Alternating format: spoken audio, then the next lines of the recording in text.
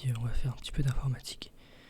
Voilà, donc c'est plutôt un QCM d'informatique qui va balayer presque toutes les bases. Donc presque toutes les bases du Python. On va y aller assez calmement et il y a plus de 100 questions. Donc on va quand même essayer d'enchaîner un petit peu sur les questions, du moins les questions les plus faciles qui sont celles qu'on est en train de faire actuellement. Voilà, donc on va y aller. Quel est le type de false en Python? Donc false peut prendre soit une valeur 0, soit une valeur 1, enfin entre guillemets. En l'occurrence c'est plutôt la valeur 0 pour false. Donc ça va être un booléen. Il ne peut avoir il n'y a que deux entre guillemets booléens. Et voilà, il n'y a pas grand chose d'autre à dire là-dessus. Si A est de type int, quel est le type de 3x3.a? On pourrait croire que c'est aussi un int, mais non, ça s'affiche bien d'un float, car on le multiplie par un flottant, et un nombre multiplié par un flottant, même s'il est un integer, devient un flottant. Quel est le type de 9,54? Alors c'est aussi un flottant, figurez-vous, même si on pourrait croire que c'est un int. Et bien non, tout simplement parce que flottant, ça veut dire qu'il y a une virgule après. Donc effectivement, si on analyse bien ce chiffre, on a cette partie qui est entière, et puis cette partie qui est décimale.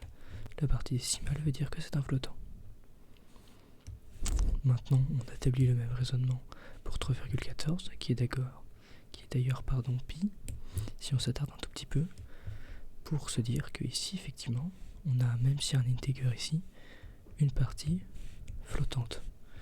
Mais le raisonnement serait bien bête de s'arrêter là, étant donné qu'on voit ici la présence de deux guillemets, qui veut dire que ce ne sont ni un integer ni un flottant, mais bien une chaîne de caractères.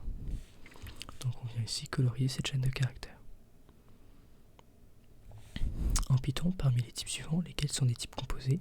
Les types composés, ça va être donc des éléments, des variables, qui contiendront entre guillemets plusieurs variables.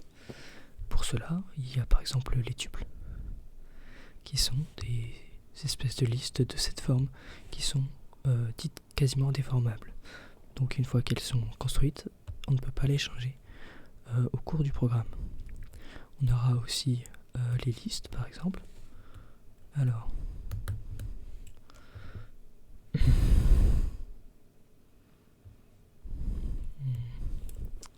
je me trouve un petit peu embêté. Je crois que, je ne sais pas si mon stylo n'a plus de batterie, mais c'est un petit peu gênant.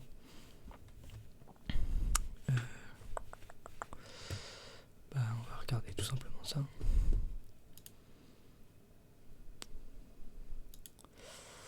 Oui. Ouais.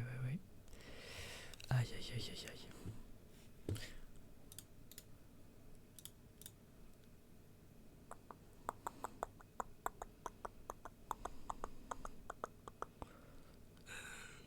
Bon, c'est pas très grave. C'est pas très grave. On attend juste quelques minutes et on peut peut-être même répondre. Juste, je ne colorierai pas les cases. Alors, quel est le type de A plus C fois B? A plus C fois B, c'est simple. Ça peut être par exemple si A est 1 et 2, C vaut aussi 2 et que B vaut aussi 2, on va avoir 2 fois 2 plus 2, ce qui va être égal à 6. C'est évidemment un integer. Mais on peut aussi très bien imaginer qu'il y ait à la place de C, qui est donc égal à 2 actuellement, il puisse être égal à 2,5. Bon, 2,5 n'est pas le bon exemple, prenons plutôt 2,6. Ça nous donnerait alors 2,6 fois 2, donc 5,2, plus 2, 7,2. C'est un nombre flottant. À remarquer que si on dit 2,5, ce sera aussi un flottant en réalité en Python, car on aura après un résultat de la forme 2. Donc 2,5 fois 2, ce qui est égal à 5, sera en réalité égal à 5,0. Il y a une espèce d'approximation au niveau de Python qui fait que cela reste un flottant, même s'il y a marqué 5,0. Très bien. Donc ici, cela dépendra des coefficients de A, donc de B et de C. Quel est le type de trou en Python? Eh bien, très simple. Python, donc la même manière que le false qu'on a vu tout à l'heure, c'est aussi un booléen. Donc ce sera lui qui prendra la valeur 1 par exemple. Donc la règle d'or est qu'une variable en Python est une référence contenant l'adresse d'un objet en mémoire. Ici, il s'agit simplement de comment marche Python. En profondeur, Python va venir chercher des références, va associer à une variable une référence contenant l'adresse d'un objet en mémoire. Il n'y a pas grand chose d'autre à dire, le reste est tout simplement faux. Ou du moins ce n'est pas la règle fameuse, une fameuse règle d'or. Bref. Parmi les éléments suivants, quels sont les types de données possibles en langage Python? Alors, ça va être assez simple. Il y a évidemment les booléens. Ok. Qu'est-ce qu'il y a d'autre? Il y a aussi les str. Ok. Pardon. Hop là. J'ai fait une petite manipulation. Je vais m'empresser de changer. Je suis désolé. Et voilà. Parfait. Donc, évidemment, booléen. Évidemment str. Alors. Ah, mais non. D'accord. Parfait. Et true n'est pas un type de données, mais les complexes par contre sont un type de données en Python. D'accord.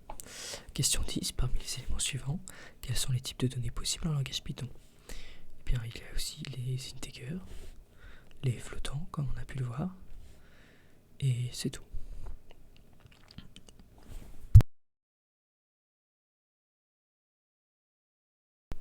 En Python, parmi les types suivants, lesquels sont des types simples? Alors, il y aura par exemple, les types simples sont donc les contraires des types doubles qu'on a vus avant. Donc il n'y aura pas la liste, mais il y aura les booléens et les integers. Python est un langage à typage explicite, transtypique, dynamique, implicite, statique. C'est un langage implicite et dynamique. Vous écrivez ce que vous dites. Alors maintenant, on passe à une deuxième partie, une partie sur les opérateurs. Donc que vaut C après ces instructions? A égale 42, B égale 8, C est égal à A modulo 8, qui correspond au reste de la division euclidienne. Ici par exemple, vous avez une division euclidienne classique. Ou plutôt, comment est-ce qu'on effectue une division euclidienne classique? Alors, donc A, tout simplement divisé en euclidienne, par 8, ça va nous donner quelque chose du style... je suis en train un petit peu de réfléchir, je suis peut-être un petit peu con en ce moment, mais c'est pas grave, on s'en contentera. Donc on est à 32, on est à 40, et bien ça va vouloir 2 tout simplement. Que vaut A après ces instructions? A égale 1, A moins égale 3. Alors, ici, ça veut dire qu'on va faire A égale A1 moins 3. Ce qui veut dire qu'on aura A égale moins 2. Que vaut l'expression not false or false? Elle va tout simplement vouloir true. Parce que vous êtes donc soit c'est faux, ou alors c'est faux. Non, soit ce n'est pas faux, ou alors c'est faux. Donc ce sera forcément vrai. Vous balayez tout simplement le 0 et le 1. Donc, comme vous n'avez que 2 choix possibles à la base entre 0 et 1, vous prenez tous les choix. Le type de l'expression informe plus statique sera évidemment un str. Vous faites ici une concaténation. L'opérateur / veut tout simplement dire division euclidienne, donc division entière. Voilà. Que vaut A après ces instructions? A égale true, A égale not A. Eh bien, tout simplement, il s'agit ici de comprendre d'une certaine manière que A égale à not A, donc not A vaut false, donc false. Parce que A vaut not true est égal à false, tout simplement. Le type de l'expression 3 plus 4,5 est un float. Voilà. Quel est le résultat de Python-x2? Ça va tout simplement être Python-Python-. Et on ne s'arrête pas, on s'arrête ici. On n'a pas besoin d'aller plus loin dans notre réflexion. Comment appelle-t-on l'opération plus égale 1? C'est une incrémentation. Alors, c'est aussi une affectation.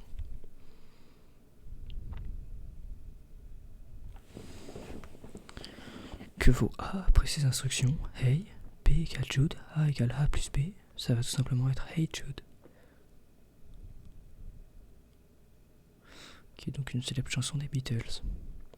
Quelle est l'opération effectuée par l'opérateur pourcentage? C'est le modulo. Le reste de la partie entière. Le reste de la partie entière. Que vaut C après ces instructions? A égale 21, B égale 7, C égale A modulo 0, A modulo B, pardon. Et j'ai réfléchi un petit peu trop vite, parce que évidemment que ce sera 0 ici. L'expression false and not true veut tout simplement dire false, parce que vous serez tout le temps dans le faux.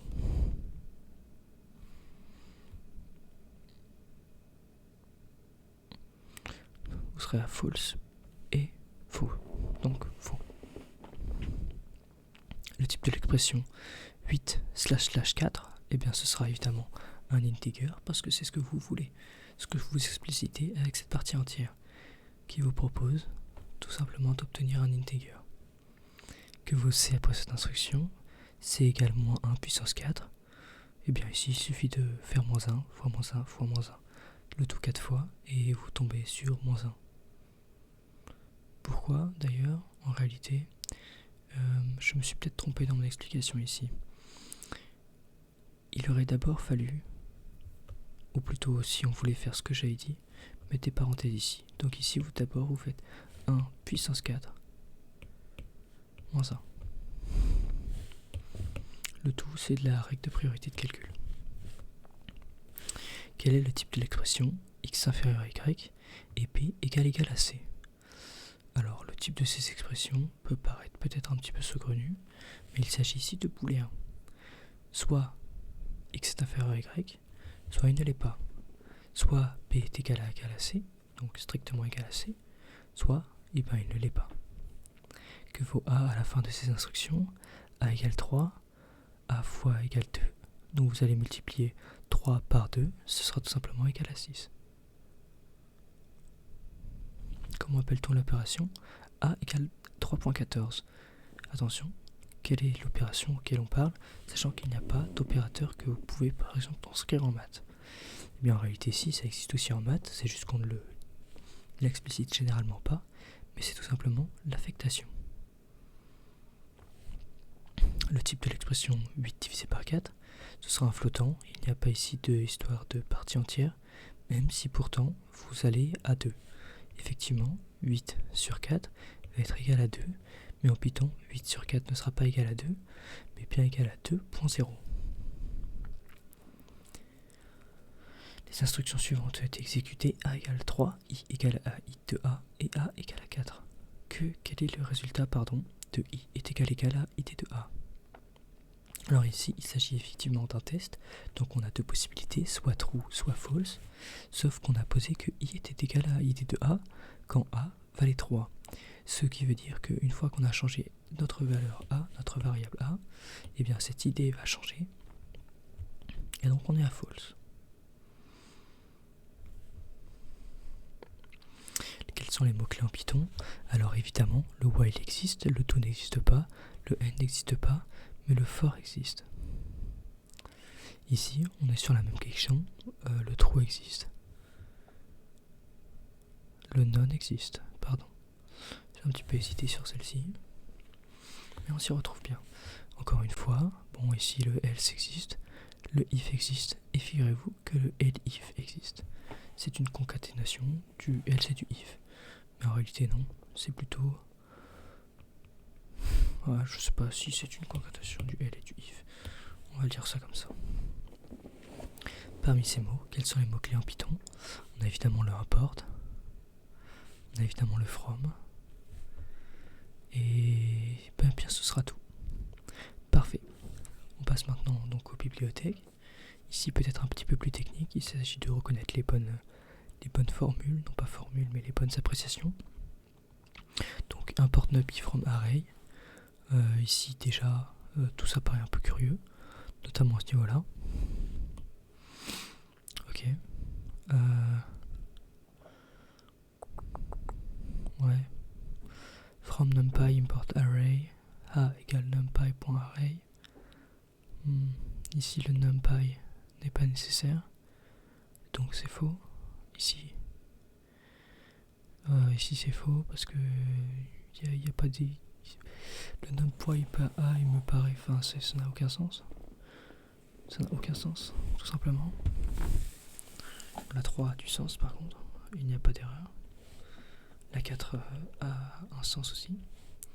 Et donc celles-ci sont négligeables. Pourquoi? Parce que vous importez NumPy, vous importez array. Ça n'a pas de sens et aucune de ces réponses n'est correcte. On a prouvé le contraire. Comment importer les fonctions sin et log du module math? Alors on va faire import sin, log from math. Me paraît être une presque bonne, mais en réalité il faut inverser les deux. Donc ce sera bien from math import. Toujours penser à from import ou alors import as.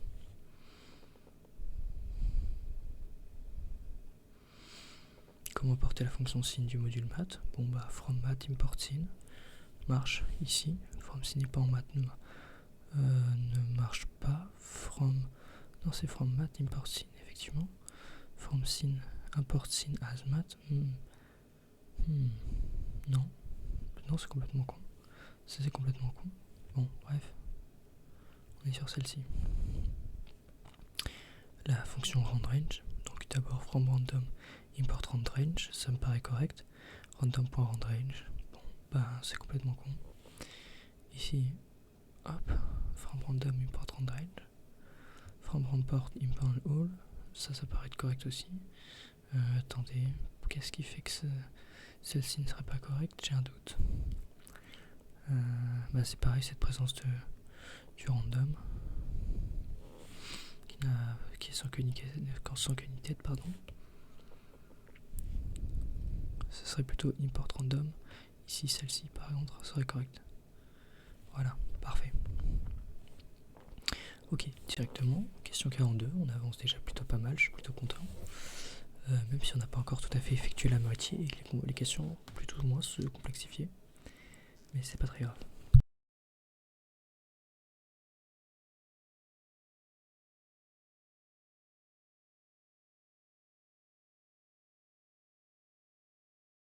Alors, que vaut la variable responsable à la fin de ces instructions? Import random h21, responsable égale false, ok. H inférieur à 18, ça ne concerne pas. Si l'âge est inférieur ou égal à 18 et âge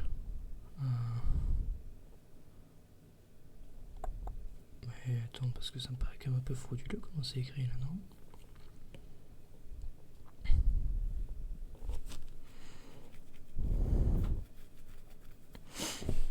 Ok, bah ce sera true, mais... Ok, que vaut la variable h à la fin de ces instructions? H égale 0 for k in range 1, 10, 3, h plus 7 égale... Ouais, ok. Donc on va tout simplement recommencer au début. Du coup, 1, pardon. Donc 1 plus 3, plus 4, pardon. 1 plus 4 plus 7. 12. Quel mot-clé permet de créer une structure alternative? If else. Que vaut la variable à la fin de cette instruction? 21, 1, 3. Donc on a une boucle de 3. Donc on va y aller une fois d'abord. Donc on va aller à 23, puis à 25. Et ce sera tout. Là, il va que 2 fois. À 1, à 2 et à 3, elle s'arrête. Choisir la bonne réponse. ACC égale 1, n égale 10.5. Pour k in range n, c'est faux. C'est faux. Ce cas affiche la valeur de ACC sur la console. Ce qu'on change dans une décision du type type error. Oui, c'est exactement ça, parce qu'ici, on va essayer de... Ici c'est un int normalement, alors que ici c'est un float, donc c'est impossible. Elles sont trop toutes. Alors citizen égale true. Ici, bon, on rentre directement dans la première. Donc à la fin, le citizen vaut true. Cependant, qu'est-ce qu'on nous dit? La structure alternative est judicieuse et logique. La structure alternative est illogique et maladroite. Pas exactement, tout simplement parce que ici, vous avez un inférieur égal et ici un supérieur égal. Donc il y a un problème de logique dans ce code. Les mots-clés permettent de créer une structure itérative. Donc vous avez ce while et vous avez for. En Python, l'indentation est significative et délimative. Elle délimite un bloc d'instruction et dépourvue de sens, signale une exception. Bon, c'est évidemment important. Que voilà la variable h à la fin de ces instructions, h égale 21, tant que l'h est supérieur à 0, h égale moins 1, donc tout simplement h sera égal à 0. Choisir la bonne réponse, u égale 0, for k in range k, u fois égale 2, donc ça veut dire qu'on sera à 0 fois 2, puis le tout 4 fois, plus ou moins.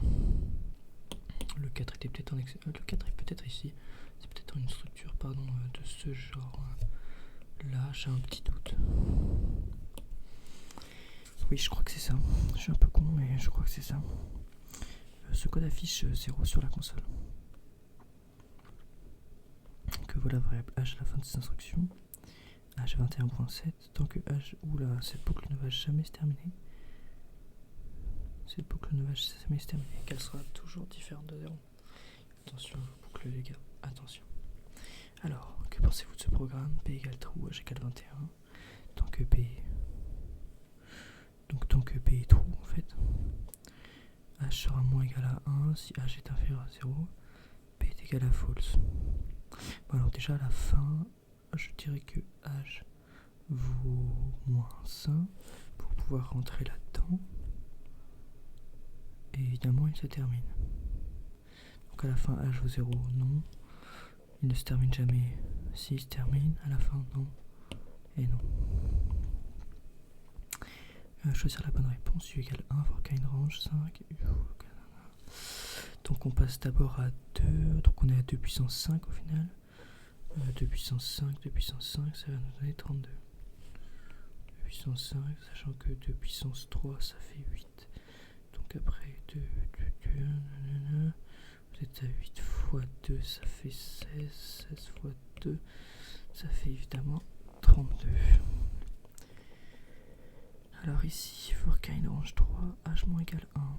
Ben, ok. Ça veut dire qu'on fait 21 moins 3, 18. Pas de grande difficulté. Question 56, la prototype d'une fonction indique du sucre syntaxique. C'est presque beau. Alors, un nom, un paramètre, et qu'est-ce que fait concrètement la fonction?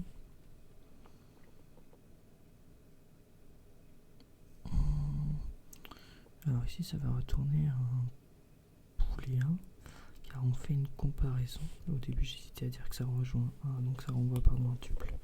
Mais le fait qu'il y ait une comparaison veut dire qu'on renvoie tout simplement un booléen. On définit u comme la code ci-dessous. Le syntaxe correct pour utiliser cette fonction est import math, def u de n retourne 3 fois math square root of n-3. Alors, qu'est-ce qui se passe concrètement? On est à 3 fois racine de n-3. Ok. Et on s'en fout de... En fait, on s'en fout. Merde. J'ai pas écouté la question. J'ai pas regardé la question. Alors, comment utiliser cette fonction? Bon, ça dépend. Si on veut effectivement choper quelque chose, je pense que celle-ci est la mieux. Mais bon, on n'a pas de grande précision. Donc, on va mettre celle-ci qui me paraît être la plus cohérente. Tout simplement parce que vous allez incrémenter une valeur à cette fonction. Enfin, vous allez utiliser cette fonction pour avoir une valeur plutôt. Alors dans le code ci-dessous, que veut la variable c égale 0, de 1, n, 3 fois u, tac tac tac, u de 4. Bon alors, on prend n égale à 4 ici. Ok, donc vous faites u égale 0, faire une range 1 à 4. 3 fois u, qui est égal à 0, donc 1. Vous êtes d'abord égal à 1, puis après vous êtes égal à 4. Donc 1, 4. Après vous êtes égal à 13. Et bah c'est bon. C'est bon. Parce qu'on s'arrête là, on est à 1,2,3,4 et ça c'est pas pris dedans.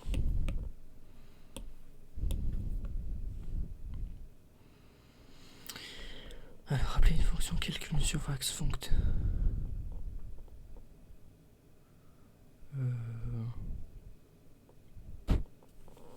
Oui, ok. Calcul une surface funct est une excellente idée, une idée logique, idée valable, idée logique. Bon, ça c'est un pari sur l'avenir. C'est une mauvaise idée les gars. Faites pas ça. Dans le cas ci-dessous, quel est le type retourné par la fonction? C'est complètement con. On vient de le faire, non? Je me sens un peu con. Non, c'est exactement ça, on vient de le faire. Que vaut la variable C? A plus B 3, 4, 7 tout simplement. Dans le code ci-dessous, A et B sont des paramètres. Optionnel, formel, effectif, entier. Formel, c'est des chiffres. Enfin, des lettres en l'occurrence. Le mot def permet de définir un paramètre, une fonction, tout simplement. Ça on l'a déjà vu plein de fois. Dans ce programme, dans ce QCM je veux dire. Alors, maintenant, la 65, dans le code ci-dessous, la variable C soit affecter la valeur retour de la fonction f. Presque permet d'exécuter la fonction f. J'ai envie de dire presque, et affecter la fonction f, non. Alors ça c'est vrai. Est-ce que c'est 8? Oui c'est 8. Bon, voilà. Attention, ça permet pas d'exécuter la fonction f, hein, c'est pas parce que la C n'est pas magique. Hein. Voilà, je sais pas comment dire autrement, mais voilà. Dans le code ci-dessous, 3 et 5 sont des paramètres non pas formels, mais entiers. Et effectifs. Ce sont des alors, ce sont des entiers 3 et 5, mais ce sont des paramètres ici qui ne sont pas optionnels, ça on s'en fout. Inductif, on s'en fout. Formel, non, parce que ça va pas être les lettres, justement, mais ça va être les justement, du coup.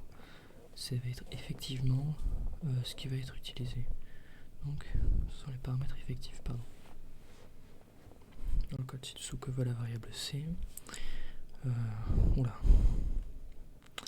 Une fonction qui n'a pas de paramètres, c'est pas très grave. For i in range 3, retourne i. Alors pour moi, ce sera 0, 1, 2, non. Il y a un problème quelque part, à mon avis. Oui, ok. Il y a effectivement un piège dans cette question. On pourrait croire que c'est un des deux ici. En l'occurrence, ce serait plutôt celui-là. Sauf qu'il y a un gros problème, c'est qu'on fait un return et que le return nous sort directement de la boucle. C'est-à-dire qu'on va venir entrer ici, et puis on va entrer ici, et on va en ressortir en fait. Donc c'est 0. Les paramètres d'une fonction peuvent être formels ou effectifs. Ok. Et je vois pas. Non, événementiel ou positif, ça, je sais rien ce que ça veut dire. Caractériel ou négatif, j'ai envie de dire que je sais pas ce que ça veut dire, donc on va laisser ça comme ça. Si M et L sont des listes en Python, quel est le type de l'objet qui résulte de l'opération M plus L? Une liste. Une liste plus une liste, ça effectue une liste. Que vaut la variable L à la fin de ce script? Alors, L qui est d'abord égal à 0, 1, 2, 3, 4. For in range N, len de L, L de... Alors, eh bien, on va tout simplement rajouter 1 à chaque valeur de la liste. Donc voilà, L de I qui est donc L de 0 pour la première itération par exemple, va se voir ajouter ou va se voir affecter la valeur 0 plus 1, donc 1.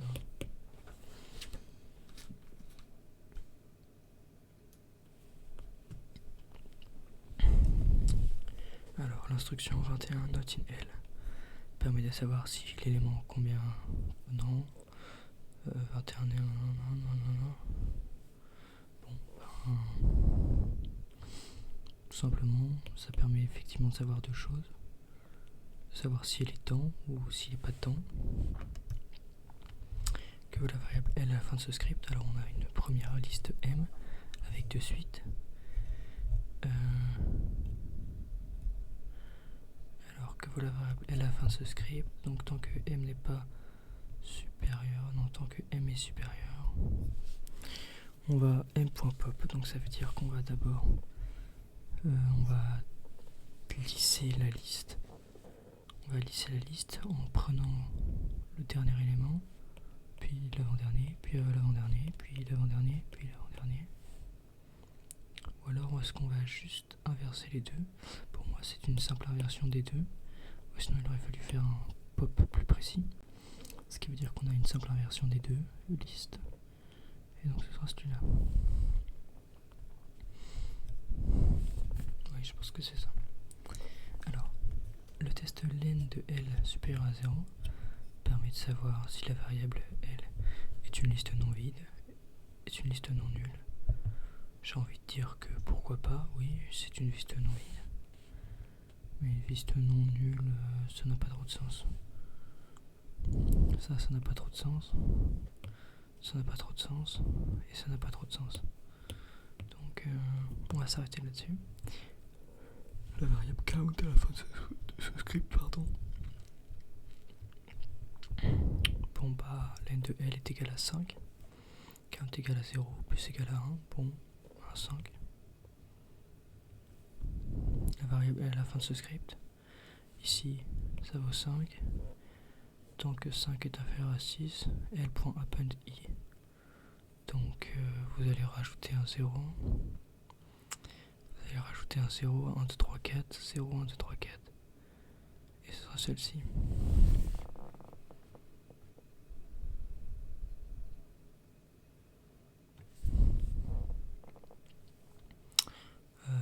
Je crois. J'ai un doute léger. Très léger tout. Non, c'est bon, c'est évidemment bon. On a exécuté le code suivant. Non, c'est... Ah oui, j'ai loupé une question. L'instruction E égale L.pop. Alors pop, ça permet effectivement d'enlever le dernier de la liste de pop. Donc le dernier élément supprime le dernier élément de L. Et d'affecter... Non. Et d'affecter cet élément. D'affecter à E le dernier élément de la liste L. C'est exactement ça. Alors le 77, on a exécuté le code suivant.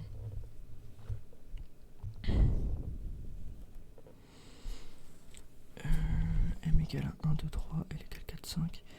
V est égal à M plus L, donc 1, 2, 3, 4, 5. U est égal à ensemble vide for in range name de M. U.append M de I.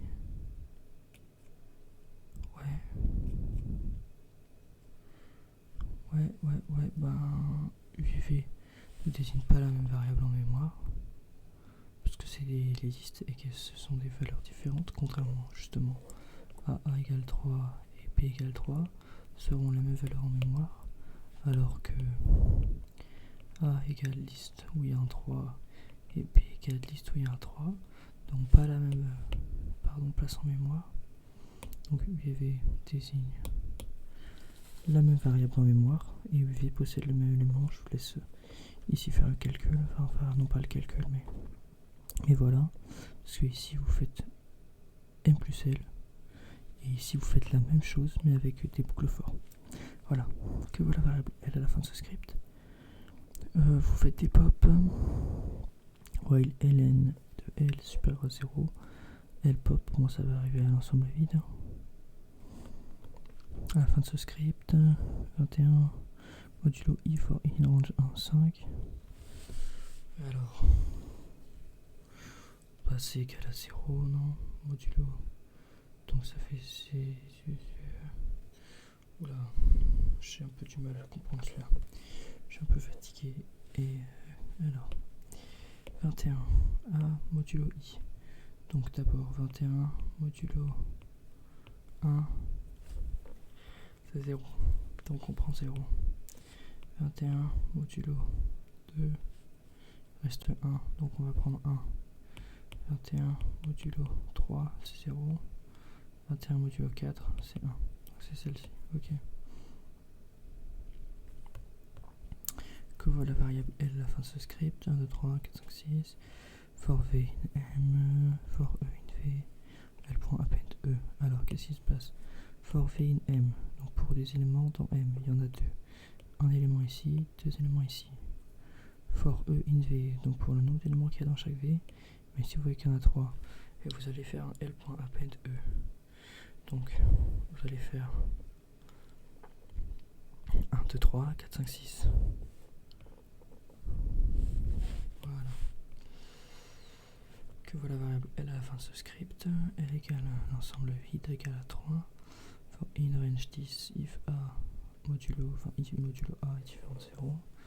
L.append I modulo A. Bon, ben ici il faut faire le calcul sur les modulos. Et j'ai un peu la flemme, alors allons-y. Qu'est-ce que je fais? N'importe quoi. Alors, allons-y doucement. 1 modulo A. Ça commence peut-être même à 0. 0 modulo A est différent de 0. Bon, et donc ça on s'en fout. Donc déjà 0 modulo, c'est-à-dire qu'il n'y a forcément pas de 0. Donc ça c'est éliminé. Ça c'est éliminé. Bah, il n'y a pas de raison qu'il y ait des trucs comme ça, donc ça c'est éliminé. Donc il suffit de terminer le premier modulo. Donc modulo 1, 1. Pourquoi? Non, parce que là ça fait 0, modulo 1. Modulo 2, ça fait 0 aussi. Modulo 3, il reste 1. Donc on prend celui-là.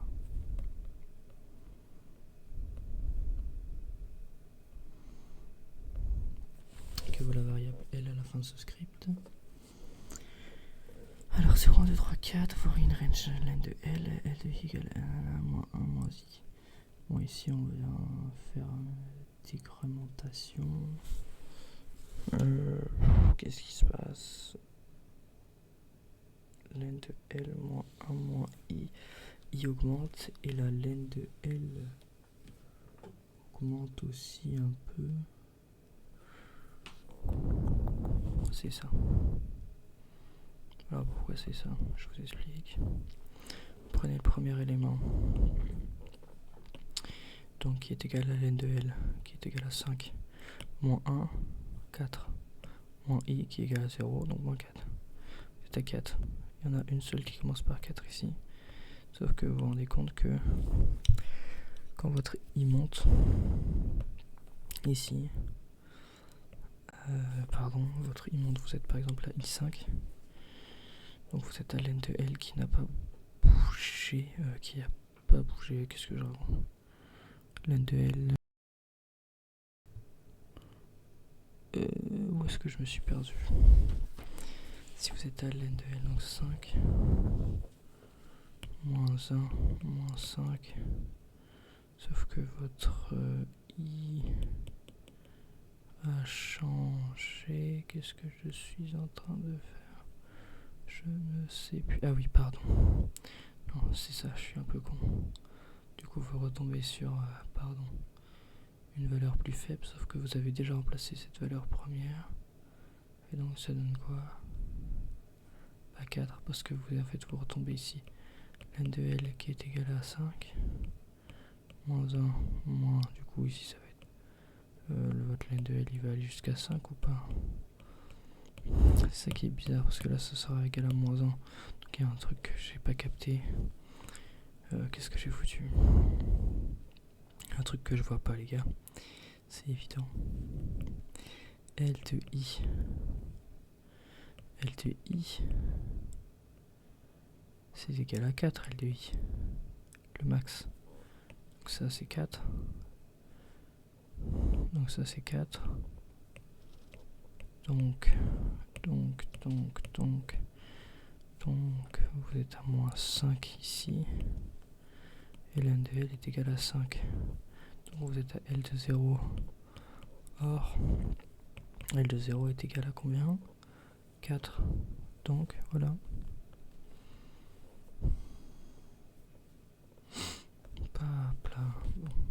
un peu plus lent.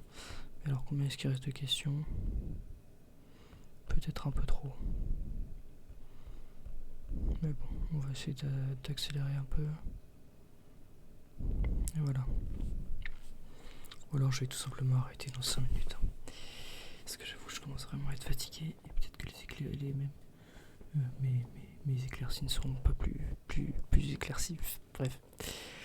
Alors, la 83, L.Pandémie, bon, bah, y a pas le choix. C'est tout simplement la même liste que vous la variable L à la fin de ce script. Est égal à I for I plus 1 for I range 5. Oui, bah, ok, 3, 4, 5 quoi.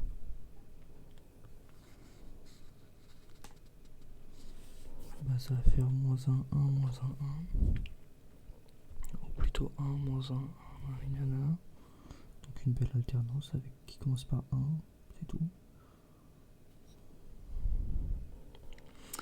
Elle est égale à l'ensemble vide for in range 2.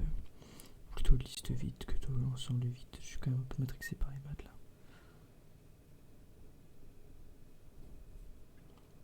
Donc vous avez 3 trucs vides. Donc ce sera un truc à 3. Déjà de base, donc ce sera forcément celui-là. Ou attendez. For in range 2, vous avez ça 0, 1. Donc L.append.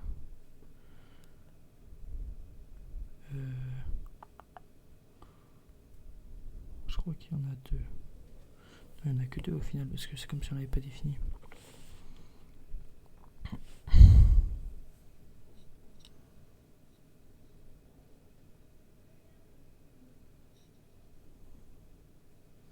L'instruction V, liste 3, permet de créer une liste comportant un élément et dont le nom de variable est V.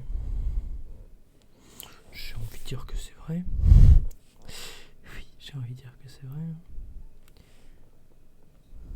L'instruction L.append 3 permet d'ajouter L à la liste 3, d'ajouter 3 à la fin.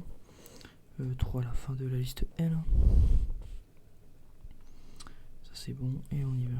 Ok, voilà la variable count à la fin. Count égale 0, for E in L, count plus égale à E. Bon bah ça va monter jusqu'à 10. Chaque fois vous montez, il y a 5 éléments, et puis ça monte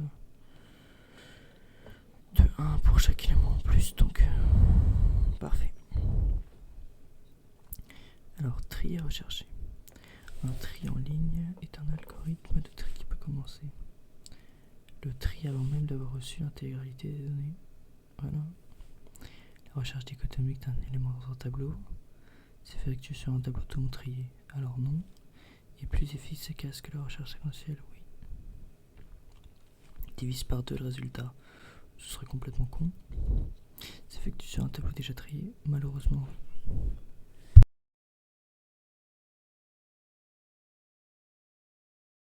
Recherche séquentielle, ça va être recherché case par case. Donc chercher l'élément en testant chaque case du tableau. Un tri comparatif est un algorithme de tri qui procède en comparant les indices des éléments à trier en partant du début. Nanana. Alors, c'est qui trie 2 à 2. Dans le meilleur des cas, le tri par insertion est... Il n'y a pas de meilleur cas. C'est plutôt drôle. Tri par insertion est dans le meilleur des cas très efficace, il me semble. Donc plus efficace que le tri par sélection. Le principe du tri par sélection est de chercher le plus petit élément du tableau et de l'insérer à la fin du tableau.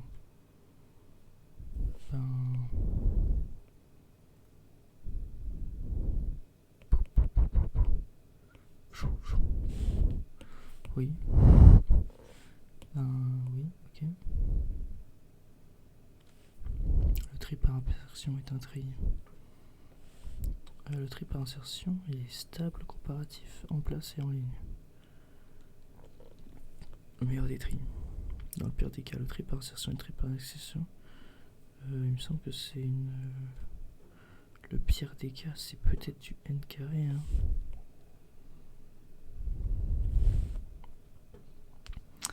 Le principe de tri par insertion est de chercher à insérer le premier élément de tri du tableau de droite dans le tableau de tri de gauche. Oui, c'est ça.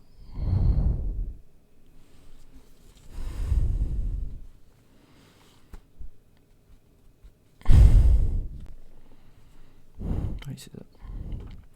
Un tri stable est un algorithme de tri qui préserve la taille du tableau une fois trié.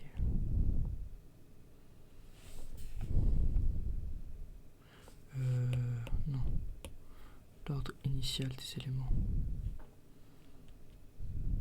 C'est-à-dire que si vous avez 2,2,3,2, et ben, sachant s'ils ont une deuxième valeur, on va dire, et ben, le tri fera quelque chose comme ça.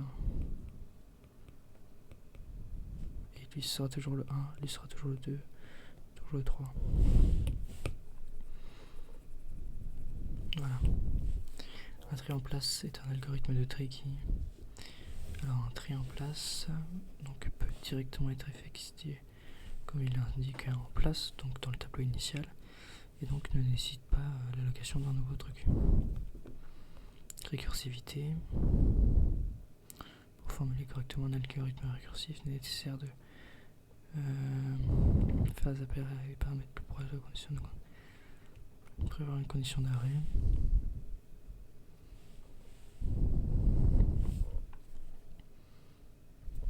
Et faire des appels récursifs avec des paramètres de plus en plus proches de la condition d'arrêt. Donc aller vers la condition d'arrêt au final. Le code suivant, factoriel de n, retourne n, factoriel de n-1, factoriel de 3. Ouais, j'ai pas l'impression qu'on ait vraiment du retour là. Produit une récursion erreur. Il y a une erreur. Un algorithme récursif s'utilise lui-même pour résoudre un problème avec des données d'entrée identiques. Oui. S'utilise lui-même pour résoudre un problème avec des données d'entrée différentes.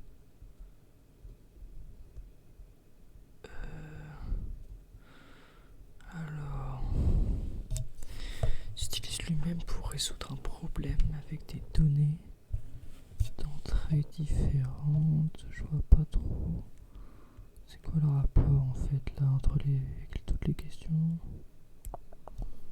Bon, c'est celle-là. Croyez-moi. En Python, on peut effectuer un nombre infini d'appels à cause de la taille finie de la... Ouais.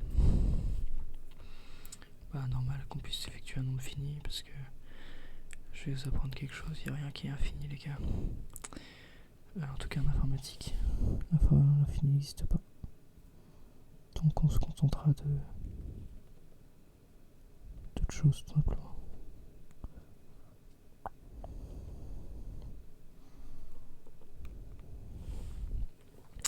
Le code suivant, définition, factoriel de n, ça bouffe du code.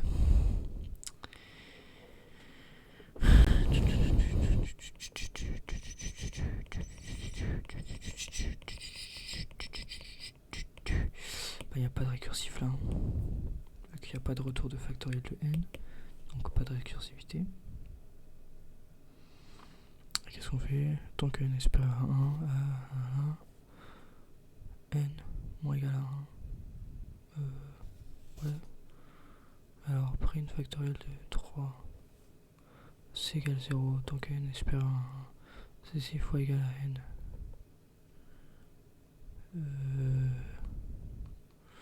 Attends, mais c'est du n'importe quoi ce programme, non?